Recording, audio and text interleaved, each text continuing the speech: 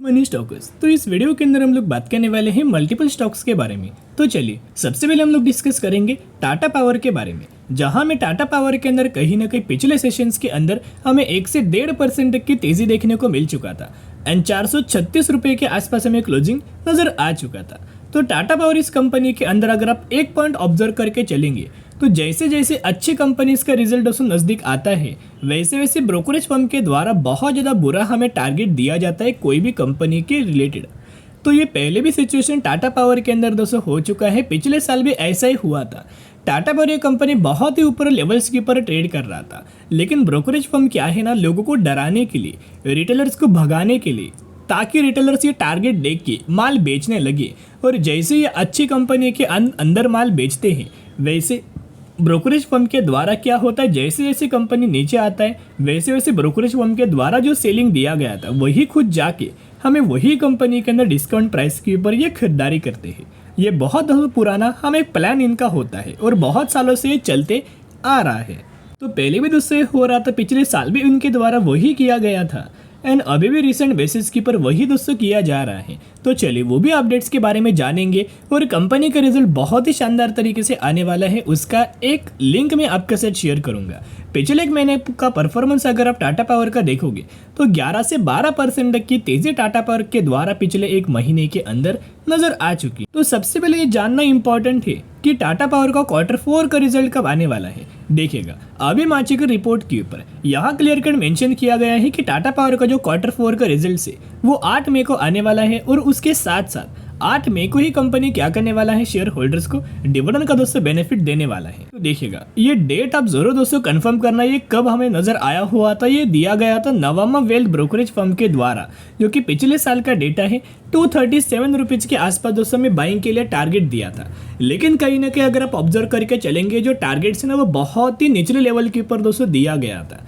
और currently recent basis के ऊपर ऑब्जर्व करेंगे तो कहीं ना कहीं नवमा के द्वारा ये दोस्तों फिर बोला गया था कि 23% तक का डाउनसाइड आपको टारगेट दोस्तों दिया गया है और इनके द्वारा जो टारगेट्स हमें रिड्यूस किया था ना वो टारगेट रिड्यूस करके 303 रुपये का टारगेट हमें करंटली दिया गया है। तो दोस्तों आप मुझे ज़रूर कमेंट सेक्शन के अंदर बताना कि आपको क्या लगता है कि टाटा पावर जैसी फंडामेंटल स्ट्रॉन्ग कंपनी जिस प्राइस रेंज पर चल रही है, क्या इसके अंदर इतना ज़्यादा गिरावट आएगा कि ये कंपनी 300 रुपये पर अवेलेबल नजर आ सकता है कि नहीं आ सकता? आप मुझे ज़रूर कमेंट सेक्शन के अंदर बता सकते हैं। लेकिन दोस्तों एक ही रिक्वेस्ट मैं आपके साथ करना चाहूँगा, माल बिल्कुल भी बेचने की गलती मत करना। आपने लोअर प्राइस रेंज के आसपास बाइंग किया है या फिर हायर प्राइस रेंज के आसपास बाइंग किया है, बिल्कुल भी माल बेचने की कोशिश मत करना, क्योंकि Q4 रिजल्ट्स के अंदर भी टाटा पावर बहुत ही ईजिली बढ़िया तरीके से परफॉर्मेंस कर सकता है। उसका एक सीक्रेट अपडेट्स में आपके साथ देना चाहूँगा, एक पॉसिबिलिटीज़ होता है, ये कोई कंफर्म नहीं बोल सकते लेकिन एक पॉसिबिलिटीज़ होता है।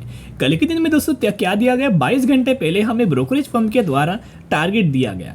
इनका मानना है कि टाटा पावर ये कंपनी 308 रुपये पर आएगा, जिस हिसाब से हमें 30% तक की गिरावट हमें टाटा पावर के अंदर देखने को मिल सकता है। तो दोस्तों ऐसे ऐसी खबर आप अगर देखते हो और अगर आप पैनिक होते हो तो बिल्कुल भी पैनिक होने की ज़रूरत नहीं है, ये खबर बिल्कुल भी ऑब्जर्व ही मत करना, राइट। आपने जो इन्वेस्टमेंट किया है, आपने जो निवेश किया है वो बहुत अच्छी खासी कंपनी के अंदर निवेश किया है। अभी आप सभी को पता होगा कि टाटा पावर कंपनी करता क्या है। ये कंपनी क्या है ना दोस्तों, सोलर रूफटॉप के अंदर इंडिया का नंबर 1 कंपनी है, राइट। सेकंड ये कंपनी क्या है, रिन्यूएबल एनर्जीज के अंदर भी बढ़िया तरीके से काम करता है। फिर ये कंपनी इलेक्ट्रिक व्हीकल को लेकर चार्जिंग स्टेशंस इंडिया के अंदर एस्टेब्लिश कर रहा है और इंडिया के लिए करंटली यही बहुत बड़ा प्लेयर है।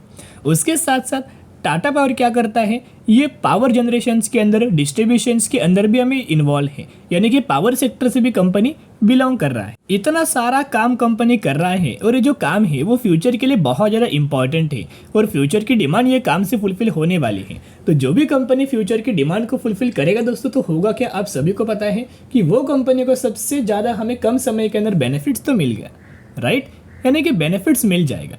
अभी म्यूचुअल फंड्स का डेटा अगर आप ऑब्जर्व करके चलेंगे तो ऐसा बोला जाता है कि जब भी म्यूचुअल फंड्स का बहुत बड़ा बाल हमें बाइंग किया जाता है तभी तभी कंपनी के अंदर एक बढ़िया तरीके से परफॉर्मेंस हमें किया जाता है। रिसेंट बेसिस के ऊपर देखोगे तो मार्च महीने के अंदर एक बहुत बड़ा माल हमें म्यूचुअल फंड्स के द्वारा बाइंग किया गया है और हमें टाटा पावर कंपनी तब हमें गिरावट के अंदर दोस्तों मिल रहा था, डिस्काउंट प्राइस के अंदर मिल रहा था, कंसल्टेशन फेज के अंदर मिल रहा था।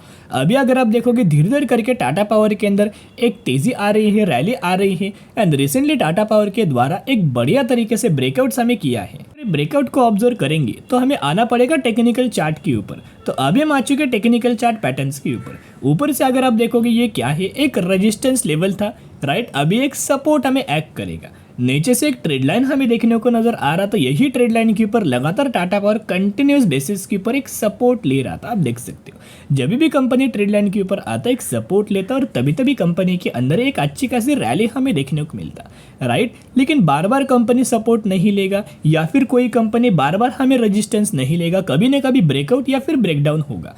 लेकिन टाटा पावर आपको पता है फंडामेंटली स्ट्रांग है, तो इस कंपनी के अंदर क्या हुआ, एक ब्रेकआउट हुआ, राइट। सिर्फ ब्रेकआउट नहीं, ब्रेकआउट के बाद कंपनी खुद को होल्ड करने की कोशिश कर रहा है, कंसोलिडेट करने की कोशिश कर रहा है। अभी जैसे कंपनी यहाँ से बाहर निकलेगा, अब देखना कितने बड़े बड़े कैंडल्स आपको क्रिएट होते हुए देखने को मिलेंगे और कंपनी क्या करेगा, 540 रुपये तक का टारगेट सबसे पहले अचीव करने की कोशिश करेगा। और अगर results company extra ordinary perform करता है तो लॉन्ग टर्म के अंदर 600 रुपीज़ तक का भी लेवल्स कंपनी अचीव करके देगा, राइट। ये पॉइंट दोस्तों हमेशा नोट करना। एंड रिजल्ट जो आने वाले भी बहुत अच्छा खासा आ सकता है, क्योंकि करंटली आपको पता है कि पावर का जो यूटिलाइजेशन है, पावर का जो कंजप्शन है वो बहुत ज़्यादा हो चुका है इस समर 2024 के अंदर, राइट। यानी कि जो समर है 2024 के अंदर वो बहुत ज़्यादा करंटली टेम्परेचर बढ़ रहा है, जिस वजह से पावर का पीक लेवल पर डिमांड बढ़ चुका है और वही डिमांड को फुलफिल करने के लिए हर एक पावर सेक्टर की कंपनी हमें काम कर रहा है, राइट। तो इसके बेनिफिट्स हमें लॉन्ग टर्म के अंदर जरूर नजर आएगा। अभी हम बात करने वाले हैं अगली कंपनी के बारे में, जिसका नाम है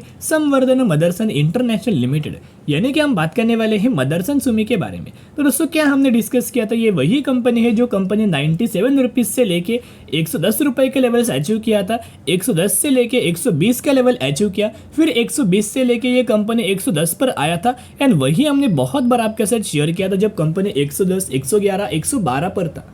क्योंकि हमने शेयर किया था कि कंपनी के अंदर एक बहुत बड़ा डेटा था, वो डेटा आप देखोगे तो 101% चौंक जाओगे, राइट। ये डेटा था म्यूचुअल फंड्स का, एज वेल एज हमें लगातार ब्रोकरेज फर्म के द्वारा अपडेट दिया जा रहा था कि बड़े बड़े टारगेट्स हमें कंपनी के अंदर दिए गए थे कि कंपनी के जो टारगेट्स थे ना वो कहीं ना कहीं 150 रुपीज़ तक का टारगेट दिया था। यानी कि कंपनी का ये मानना था, ब्रोकरेज फर्म का ये मानना था कि मदरसन सुमी के अंदर बड़ी रैली आने वाली है एंड शॉर्ट टर्म के अंदर, लॉन्ग टर्म के अंदर दिसंबर 2024 के अंदर मदरसन सुमी ये कंपनी 150 रुपीज़ तक का टारगेट अचीव करे।